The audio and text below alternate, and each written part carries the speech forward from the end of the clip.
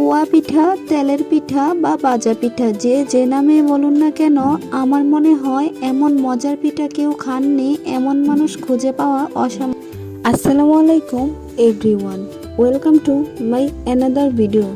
আজকে শেয়ার করছি আপনাদের সাথে পোয়া পিঠার রেসিপি। আর আমার কাছে মনে হয় এই পিঠাটা বানানো অত্যন্ত সহজ। একটু মনোযোগ দিয়ে বানালে এই পিঠা যে কেউ বানাতে পারবেন। প্রথমে আমি একটা খেজুরের গুড় ছোট ছোট কিউব করে কেটে নিচ্ছি।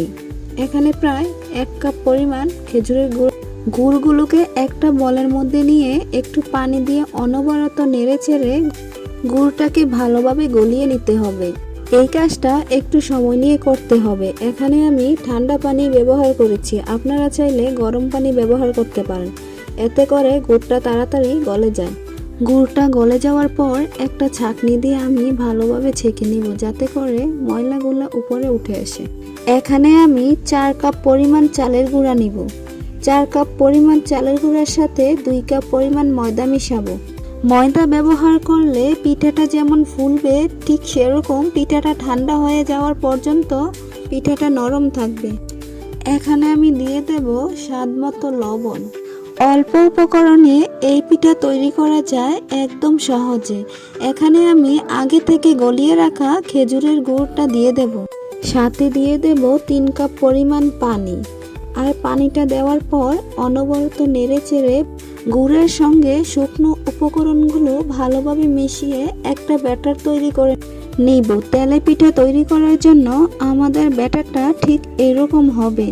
ব্যাটারটা ঘন হতে হবে, পাতলা ব্যাটার দিয়ে কখনো তেলের পিঠা হবে না।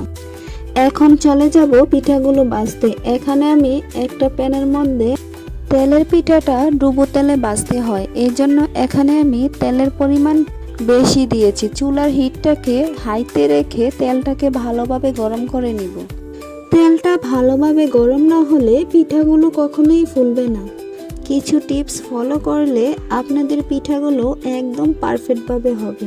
দেখতেই পাচ্ছেন পিঠাগুলো আমি কিভাবে তৈরি করছি। ঠিক এই প্রসেসে তৈরি করলে আপনাদের পিঠাগুলো একদম পারফেক্টভাবে হবে। সবগুলো পিঠা একই সাইজের করার জন্য এখানে আমি একটা মেজারমেন্ট কাপ নিয়েছি, আপনারা চাইলে চামচও ব্যবহার করতে পারেন। আপনাদের সুবিধার্থে এখানে আমি আরও একটা পিঠা বানিয়ে দেখাচ্ছি। ব্যাটারটা তেলে দেওয়ার পর কিছুক্ষণ অপেক্ষা করবেন, দেখবেন পিঠাটা নিজে থেকে উপরে ফুলে উঠেছে। খেজুরের গুড়ের পিঠা এমনিতেও লালচে হয়, তাও আপনারা আপনাদের পছন্দ মতো ভেজে নেবেন। বেশ, তৈরি হয়ে গেল আমাদের পোয়া পিঠা বা তেলের পিঠা। কিছু সহজ টিপস জানা থাকলে প্রতিটা পিঠেই হবে এরকম ফুলকো, আর ঠান্ডা হয়ে যাওয়া পর্যন্ত থাকবে একদম নরম। এইভাবে একবার তেলের পিঠাটা তৈরি করে দেখবেন কত সুন্দর পিঠা হয়েছে। আজ এই পর্যন্ত।